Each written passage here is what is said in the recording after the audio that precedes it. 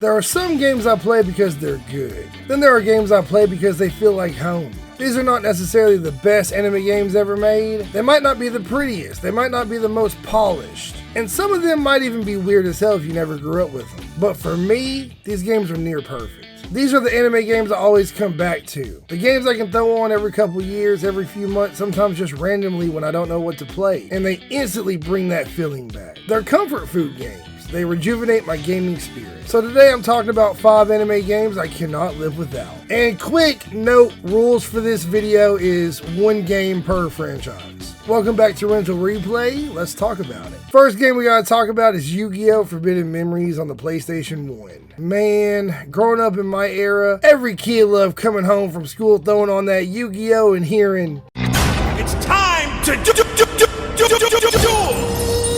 Bro, Yu-Gi-Oh! Back in the day was nowhere near as complex as it is today. Now you need a college degree, a legal team, and 3 YouTube tutorials just to understand one turn. But back then it was simple, it was fun. And this game was weird as hell, but in the best way possible. I don't know if it was the Egyptian aesthetic, the music, the art design, or just how different it felt, but Forbidden Memories has always stuck with me. The way the game plays is so strange. You can only place 1 card down each turn, and if you get the right order, you can fuse cards together and make some overpowered monsters out of nowhere. And as a kid trying to guess what monsters fuse with what, that was the whole magic of the game for me. You throw 2 random cards together, sit there hoping something happens, and then when those cards smack together and the fusion actually works, man, that was pure excitement as a kid. Pure joy. You felt like a genius. And the story itself was wild too, man. You start in Egypt, then you're getting sent through the Yu-Gi-Oh! Timeline, then you're back in the past. Honestly, it's just crazy anime nonsense in the best way possible. But everything about this game has a vibe to it, man. The music, the text layout, the card art, the simple menus, the way the duels feel. It all gave me such fond memories back in the day, and I always come back to it every couple years for a replay. It's just a solid good time, man. If you're a Yu-Gi-Oh! Fan, you know exactly what I'm talking about. Forbidden Memories might not be perfect to anybody, but to me, this is one of those anime games I just can't live without, man. Next up is Digimon World 3, and man, this game was really my start into JRPGs before I even knew what JRPGs were. If you played this game, you know exactly what I'm talking about, man. This game has a very special place in my heart. I come back to it every year or so, and every single time it still hits. Everything about this game is comforting to me, man. And that intro though, man, the intro is nice, bro. The music, the sound effects, the environments, the battles, even the little tap tap tap sound when you walk around.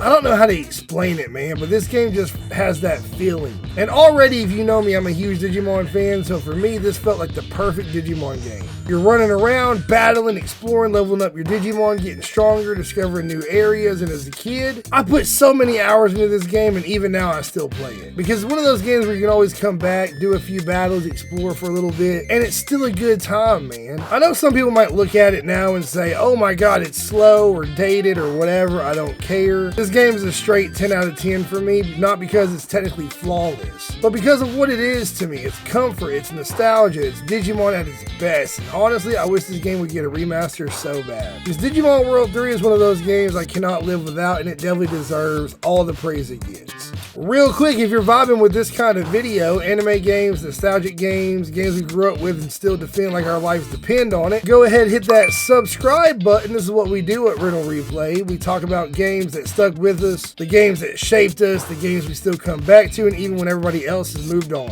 Let's keep it going. Next up is Beyblade on the GameCube, and this game has some amazing memories tied to it, man. If you grew up watching Beyblade, or you actually played the Beyblades as a kid and you never played this game, do yourselves a favor and pick this up, because I'm telling you right now, this game is an anime masterpiece. Real quick before I continue, I know I'm gonna get copyrighted for this, but I don't care. It's for y'all homies. Play that beat.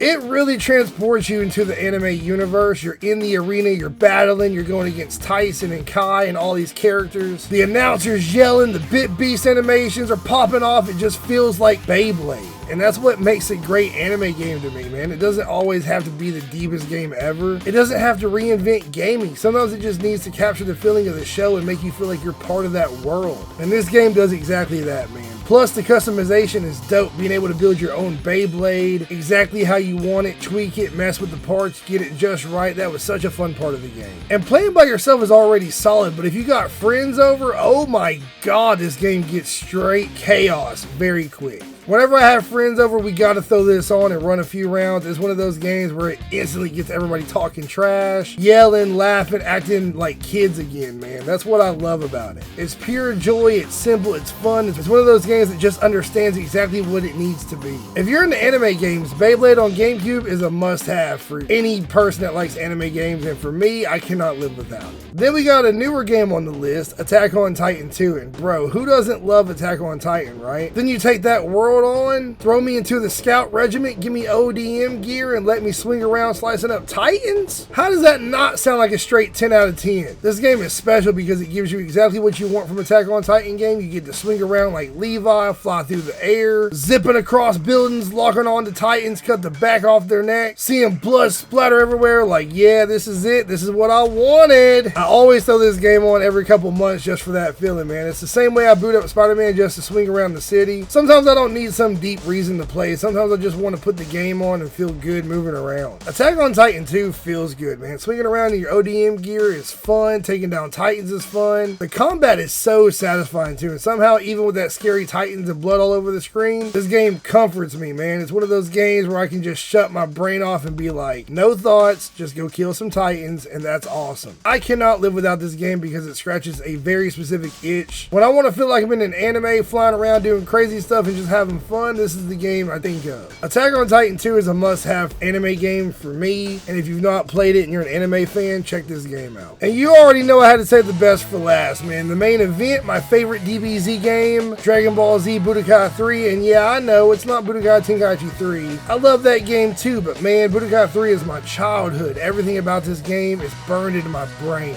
The intro, the menu, the music, the modes, the combat, the beam struggles, the transformations, the way it felt fighting your friends and absolutely destroying your controller trying to win. I have easily put over 2,000 hours into this game throughout my entire life, and I don't regret a single second of it. I love this game. I can't even count how many blisters I got from those beam struggles with friends back in the day. Hands hurting, fingers burning, controllers getting destroyed, everybody yelling, hand bleeding, controller covered in blood, but I'm happy as hell because I won that clash. That's straight up gaming right there at its best. That's childhood right there, and honestly, I could talk about this game for hours. Because for me, Budokai 3 is the king of anime games. The combat was fun, the 2D fighter style worked perfectly for me, the beam struggles were hype, the roster was great, the whole game just felt like a Dragon Ball Z energy in a video game. And to be honest, you could probably insert any Dragon Ball Z game in this #1 slot, and I'd probably defend it. Well, not every game. I'm looking at you, Ultimate Tenkaichi, but almost any classic DBZ game.